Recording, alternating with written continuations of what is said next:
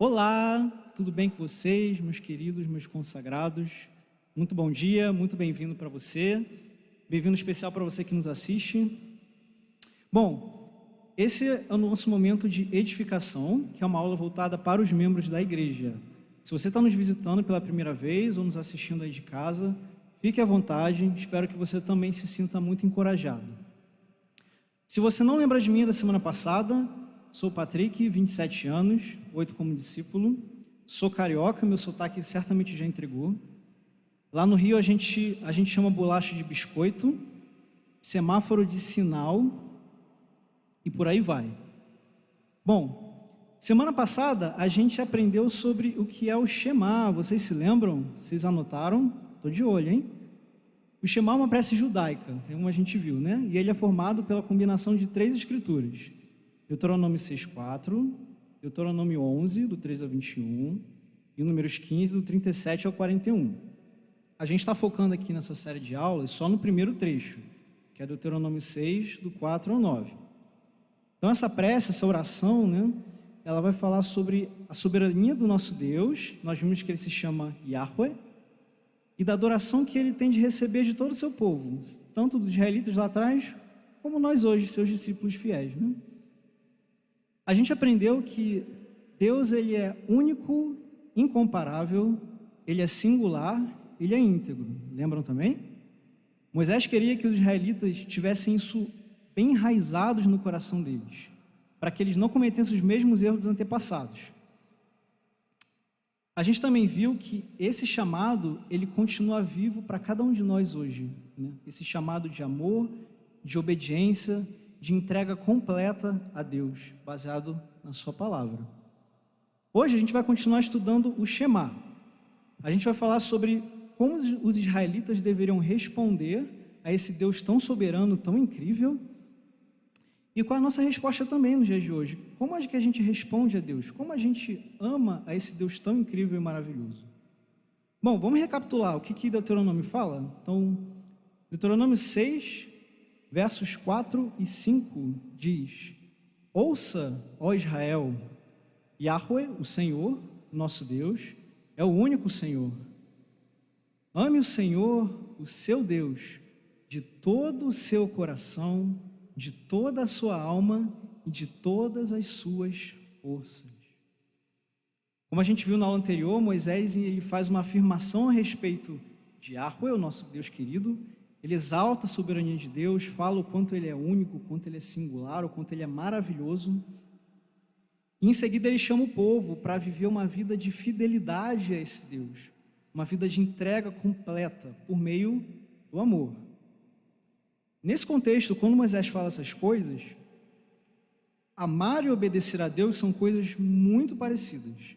O que vai mudar é a forma prática com que elas são feitas. Hoje, nessa aula, a gente vai falar sobre o amor de Deus, como a gente ama Deus, como Ele espera ser amado por nós, seus discípulos. Então, convido você a pegar caneta e papel para fazer suas anotações. E hoje nós vamos falar sobre amor. O tema da aula é amor completo.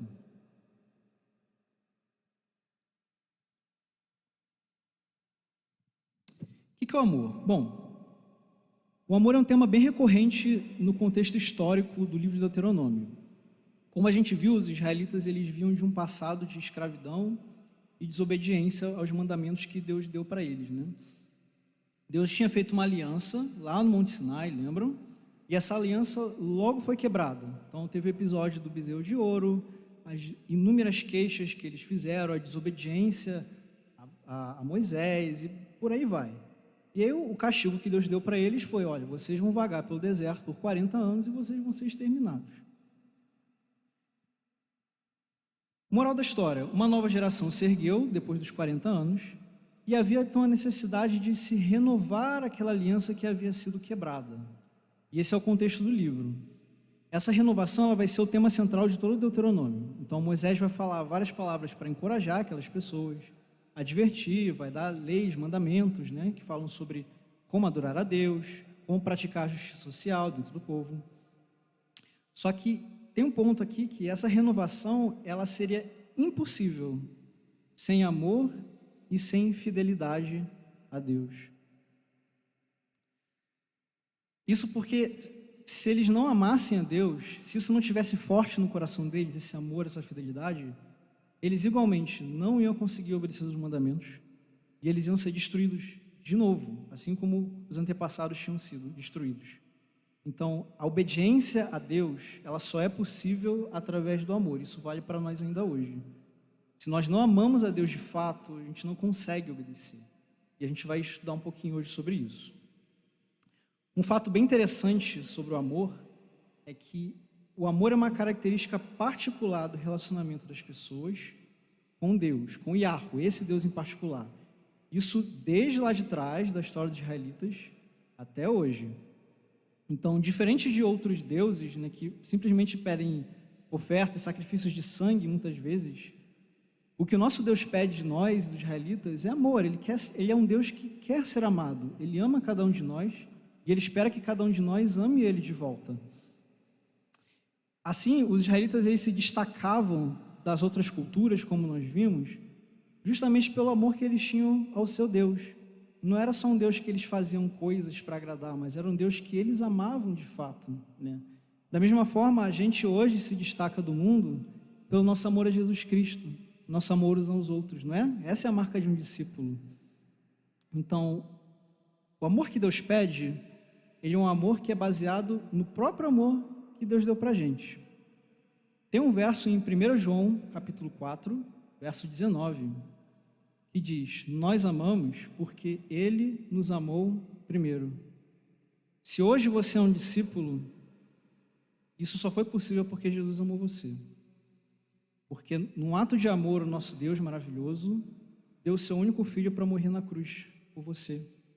Jesus se ofereceu como um sacrifício vivo para que eu e você fôssemos redimidos, fôssemos salvos. Foi esse mesmo Deus que salvou os israelitas da escravidão do Egito, como a gente viu na aula passada. Foi esse mesmo Deus que prometeu através de Abraão que abençoaria todas as nações da terra. E hoje nós estamos aqui como uma nação abençoada, louvando a Deus. Quando Moisés pediu para que o povo amasse a Deus, ele não queria que esse amor fosse somente uma emoção, um sentimento, mas um comprometimento total. Jesus fala em João 14:15, se vocês me amam, obedecerão aos meus mandamentos. Então, como a gente viu, Deus ele é incrível, Deus é soberano, Ele é completo. Logo, se Ele tem um amor tão completo por nós, é justo que a gente também ame Ele de forma completa, não é verdade? É justo que a gente se entregue a Ele da mesma forma que Ele se entregou na cruz por cada um de nós. Então, a resposta que os israelitas tinham que dar a esse Deus soberano, e a resposta que nós temos que dar hoje é uma entrega completa a Deus, que envolve todas as áreas do nosso ser. Isso vai envolver amar a Deus com o nosso coração, com a nossa alma, com todas as nossas forças, que é a mensagem do Shema. Isso pode parecer difícil, mas é totalmente possível. Em 2 Pedro, capítulo 1, verso 3, a gente lê o seguinte: seu divino poder nos deu tudo de que necessitamos para a vida e para a piedade, por meio do pleno conhecimento daquele que nos chamou para a sua própria glória e virtude. Como a gente viu na série de aulas sobre identidade, que o Héctor passou para a gente, Deus deu tudo o que a gente precisa para viver, tudo, inclusive para amar Ele. Então, através de Jesus, por meio do Espírito Santo que habita dentro de nós somos aptos a amar a Deus, nós somos aptos a nos entregar a Ele de forma completa, como Ele pede aqui no Shema. Amém?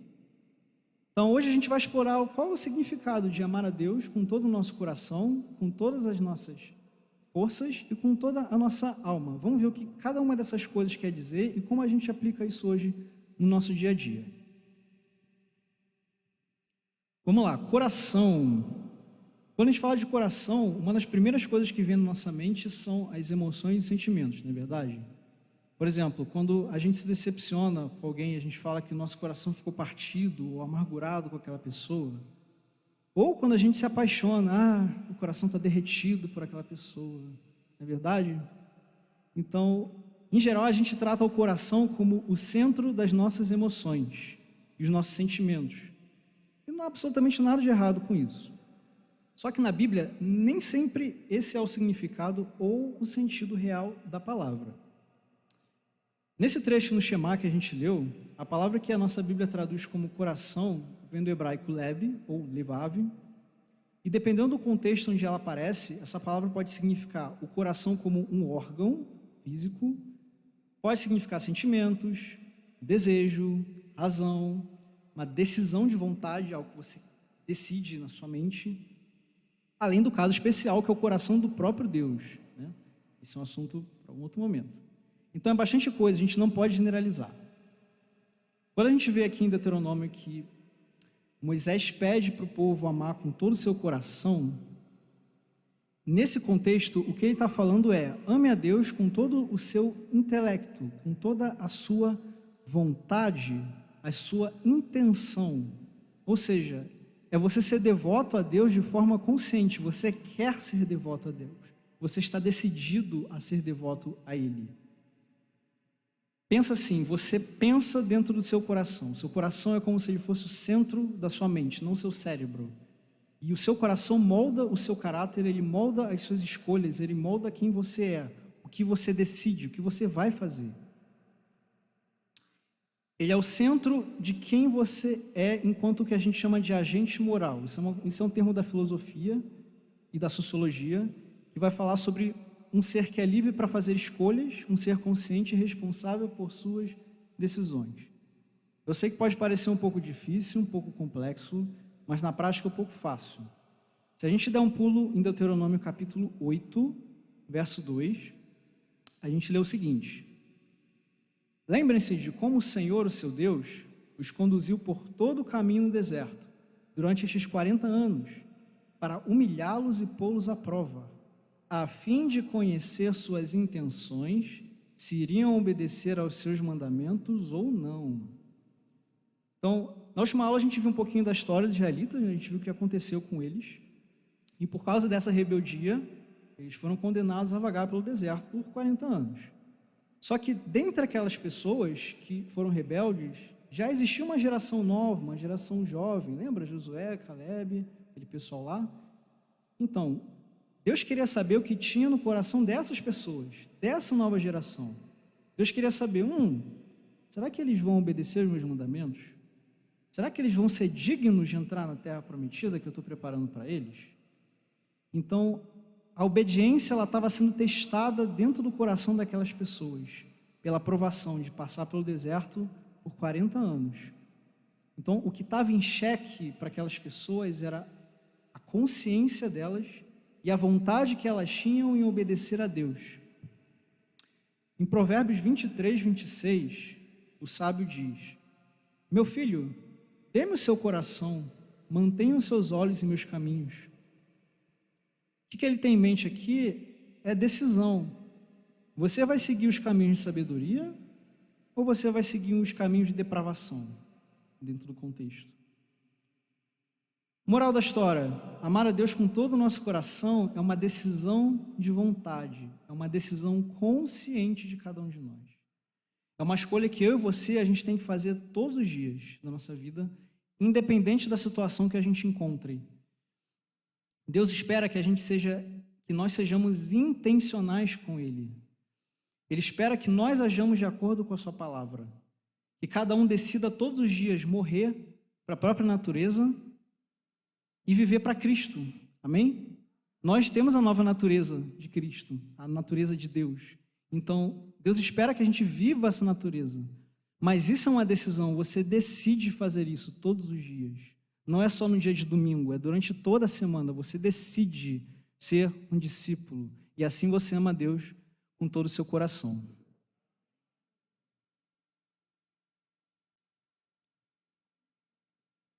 Então, isso é amar a Deus de todo o coração. Vamos falar de alma agora. Essa é uma palavra um pouco mais difícil. O que é alma? É abstrato, né?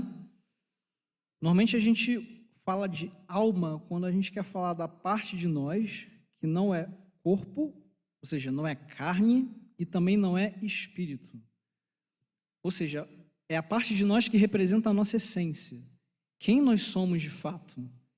Isso inclui faculdades mentais, emocionais, morais. Falar de alma é semelhante a falar de vida, a falar sobre uma vida, no sentido de representar o indivíduo, ou a vida enquanto algo que pode ser tirado ou perdido. É bem abstrato, bem filosófico. Nesse contexto de Deuteronômio, a palavra que é traduzida como alma vem do hebraico nefesh, e ela pode significar, curiosamente, garganta, pescoço, desejo, alma, vida ou pessoa. E ao longo de todo o Antigo Testamento, o uso mais comum dessa palavra é designar a existência humana. Em Gênesis 2:7, no contexto da criação, conta assim: Então o Senhor Deus formou o homem do pó da terra e soprou em suas narinas o fôlego de vida. E o homem se tornou nefesh, um ser vivente. Aqui nefesh não tem o sentido de alma, porque não é algo que o homem possui, não é algo que ele tem para si, mas sim algo que ele se torna após Deus soprar o Espírito nele. Então ele se torna um ser vivente, ele se torna essa alma, né? Um uso mais particular dessa palavra, seguindo por essa linha, e é o que a gente está interessado aqui em Deuteronômio, é falar mais sobre os desejos. Pensa que é como você está num deserto muito quente e não tem água, e você está morrendo de sede, você deseja desesperadamente por água. Em Salmo 42, verso 1, diz assim: Como a corça anseia por águas correntes, a minha alma anseia por ti, ó Deus. Aqui a gente vê o desejo ardente do salmista por Deus. Ele quer estar na presença de Deus a qualquer custo. A sua existência humana, a sua alma, o íntimo do seu ser, se sente ansioso por estar na presença de Deus. Então, quando Moisés fala para o povo amar a Deus com toda a alma, ele quer que cada um ame a Deus com toda a força vital que essa pessoa possui, com todos os seus desejos, com todos os seus anseios mais profundos. Ou seja, todo o seu interior, todas as suas emoções, tudo aquilo que você quer, tudo que você almeja. É uma entrega completa que vai até as raízes mais profundas de quem você é. Significa para nós se entregar totalmente a Deus. É um desejo ardente por estar na presença dEle diariamente, de passar tempo junto com Ele. É uma busca que não cessa. Eu quero estar na presença de Deus. Eu quero sentir Ele na minha vida. É eu dar a Ele tudo que eu sou, tudo que eu sinto, tudo que eu desejo, todos os meus sonhos. Isso é amar a Deus com toda a nossa alma. Isso é amar a Deus com tudo que você é, tudo que você sente, toda a essência humana que você possui.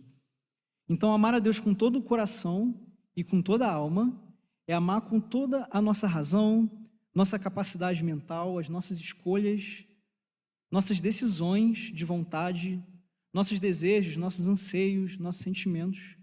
Envolve, de fato, tudo o que existe em nós enquanto seres humanos. Pode parecer difícil, talvez até um pouco exigente, né? Mas a gente não pode esquecer que foi assim que Deus amou a gente, quando Ele deu Jesus, né? Então, Jesus foi pregado na cruz por esse amor incondicional, de fato. Jesus nos amou de uma forma completa e perfeita. Não é impossível. Como a gente viu, Deus nos capacita a amá-lo dessa forma, com essa entrega total. E digo mais, se Deus não tivesse nos amado dessa forma lá atrás, o que seria de nós hoje? Eu duvido que a gente estaria nesse lugar adorando a Ele. Certamente não. A nossa existência humana, quem nós somos, a gente estaria completamente perdido no mundo. O que seria o mundo sem Deus? Imagina o caos, imagina o desespero, o sofrimento que seria se a gente não tivesse o amor de Deus permeando tudo o que somos. Então isso é amar a Deus com todo o nosso coração e toda a nossa alma. É você decidir amar Ele todos os dias. É você se entregar a Ele todos os dias. É você buscar incessantemente estar na presença dEle todos os dias. Você decide, você quer, você anseia, a sua alma grita por estar na presença de Deus, por sentir o amor, a bondade dEle e a graça e a misericórdia. Isso é amar com todo o coração e toda a alma. E finalmente, força. Então, o Shema termina falando sobre força. Essa palavra no hebraico é meod, e ela vai aparecer ao longo de todo o Antigo Testamento como uma palavra que atribui intensidade a alguma coisa. Ou seja, se fosse traduzir ao pé da letra, seria algo como muito, em excesso, abundante. Aqui em Deuteronômio, ela vai ter um significado um pouco diferente do demais, porque ela aparece como um nome próprio, uma coisa, ou seja, ame a Deus com essa coisa, que nas nossas Bíblias é traduzida como força.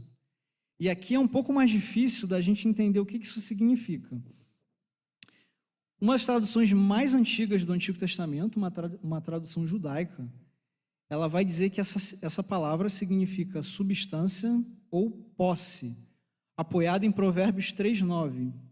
Esse Provérbios fala: honre o Senhor com todos os seus recursos e com os primeiros frutos de suas plantações. É uma exortação para que a gente ame a Deus com tudo que nós temos. Afinal, tudo que temos vem dele, na verdade. Então, todas as nossas posses, de fato, pertencem a Deus porque ele deu isso para nós. Então, uma exortação, devolva isso a Deus, né? Então, pode ser que o que Moisés tivesse em mente é, olha, ame a Deus também com tudo aquilo que ele deu para vocês. As suas posses, olha, as ofertas, né? Ofereça a Deus o melhor do seu gado, o melhor da sua plantação.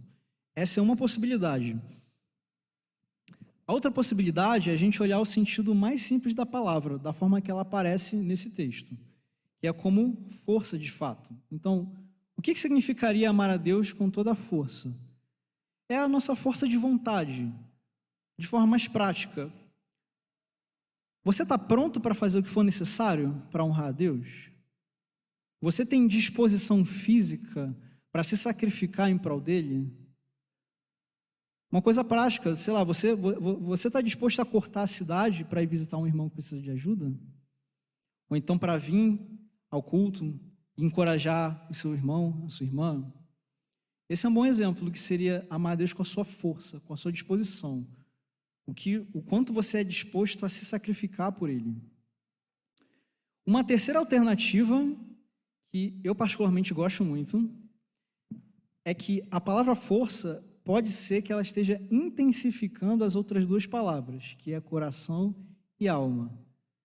Então o sentido ficaria algo como o seguinte: ame Yahweh, seu Deus, com total comprometimento, que é o coração, todo o seu ser, a alma, e em total excesso, ou seja, pegue e amar a Deus com todo o coração e com toda a alma e multiplique por 100. Ame a Deus em excesso. O amor a Deus é top. Não existe nada superior a isso. Não existe nada mais importante do que amar a Deus. E isso pode ser, de fato, um significado. Amém? Então, isso é amar a Deus de forma completa. Com todo o nosso coração, toda a nossa decisão, a nossa razão, toda a nossa alma, ou seja, tudo que somos, nossos desejos, nossos anseios, e com todas as nossas forças, seja com nossas posses, seja um excesso ou a nossa força física, a nossa disposição em se sacrificar por Deus. Para encerrar essa aula, eu queria falar de uma certa pessoa da Bíblia que teve um alto comprometimento em amar a Deus. Quantos aqui conhecem a história de Josias? Ou já ouviram falar desse cara? Legal, vocês estão estudando. Josias foi um dos reis de Judá, né, muitos anos depois que o reino se dividiu pelos filhos de Salomão. A Bíblia fala que Josias ele encontrou uma cópia do livro da lei de Moisés. Muito provavelmente foi o livro de Deuteronômio, mas não sabemos. Só que quando ele encontrou esse livro, ele ficou tão impactado com o conteúdo do livro que ele começou uma série de reformas em Judá. Eu queria citar só algumas coisas que ele fez. Ele, logo após encontrar o livro, ele fez a leitura em pública desse livro, ou seja, perante todos os moradores da cidade. Se você não sabe, a leitura pública ela era um sinal de renovação da aliança, a mesma aliança que Deus deu para Moisés lá atrás do Monte Sinai. Então, esse era inclusive um mandamento que Deus tinha dado, de fazer a leitura pública das leis para as pessoas, para que elas sempre renovassem a aliança. E isso não era feito há séculos. Nenhum dos reis estava cumprindo esse mandamento. Eles simplesmente tinham esquecido Como a gente viu, o livro tinha se perdido. Josias que achou esse livro. Então, ele fez essa leitura e ele reafirmou, na presença de todo o povo, o compromisso de amar e servir a Deus. Depois ele destruiu todos os altares idólatras que existiam na cidade, nos arredores da cidade e em cidades vizinhas. Altares a outros deuses, a outras divindades, muitos construídos até mesmo por Salomão, na época que Salomão debandou da fé. Ele acabou com tudo, ele queimou essas coisas. A Bíblia fala que ele profanou esses altares. Tamanho zelo que ele tinha. Ele ordenou a celebração da festa da Páscoa, que também não era celebrada há muito tempo. E ele acabou com todos os médios e com todas as coisas que ele considerava repugnantes a Deus. Então, o que a gente vê na história de Josias, eu convido você a ler 2 Reis, capítulo 23. Ele era um homem de fibra, ele foi um homem radical no que ele fez por Deus. Ele tomou decisões incríveis, ele colocou a cidade de cabeça para baixo, por causa de um livro que ele achou. E eu pergunto, por que você acha que ele fez isso? Por que você acha que ele tomou essa decisão de fazer todo esse rebuliço na cidade? Por que ele foi tão firme? Eu queria ler 2 Reis, capítulo 23, verso 25, para terminar, para falar quem foi esse homem. Diz assim: nem antes, nem depois de Josias, houve um rei como ele, que se voltasse para o Senhor de todo o coração, de toda a alma e de todas as suas forças, de acordo com toda a lei de Moisés. Amém. Foi por isso que ele fez o que ele fez. Ele amou tanto, ele ficou tão maravilhado, que ele cumpriu o Shema. Ele amou Deus com todo o coração, com toda a alma, com todas as forças. A consequência disso foi que ele fez com que toda a cidade se voltasse para Deus novamente. Toda aquela cidade que estava perdida, que estava adorando vários outros deuses, cometendo várias imoralidades, que já nem sabia mais o que era a lei, os mandamentos, ele fez com que a cidade toda se voltasse para Deus de novo. E foi um grande desafio, não era só porque ele era rei, ele teve que enfrentar muita gente, sacerdotes daqueles deuses. Ele comprou brigas muito grandes, mas nada importava para ele, porque ele amava a Deus com todo o coração, com toda a alma, com todas as forças. Meu desejo é que eu e você, a gente consiga amar a Deus dessa forma, com todo o coração, com toda a alma, com todas as forças, ou seja, com toda essa profundidade que engloba tudo o que nós somos e o que nós possuímos. Como nós vimos, o Shema ensina que Yahweh, o nosso Deus maravilhoso, ele é soberano, ele é incomparável, ele é singular, não existem palavras que descrevam quem ele é. Ele nos amou tanto que deu Jesus Cristo por nós, para que nós fôssemos redimidos, para que nós fôssemos salvos e se tornássemos seus filhos. E esse mesmo Deus agora convida eu e você para que a gente ame Ele de uma forma muito semelhante, com tudo que nós somos, uma entrega completa, assim como Cristo se entregou por nós, Ele quer que nós nos entreguemos a Ele em amor.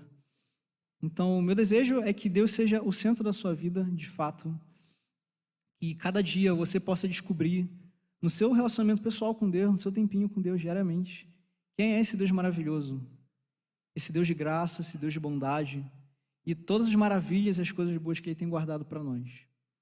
Então, isso é o que eu queria ensinar para vocês sobre o Shema. Agradeço muito a oportunidade e muito obrigado.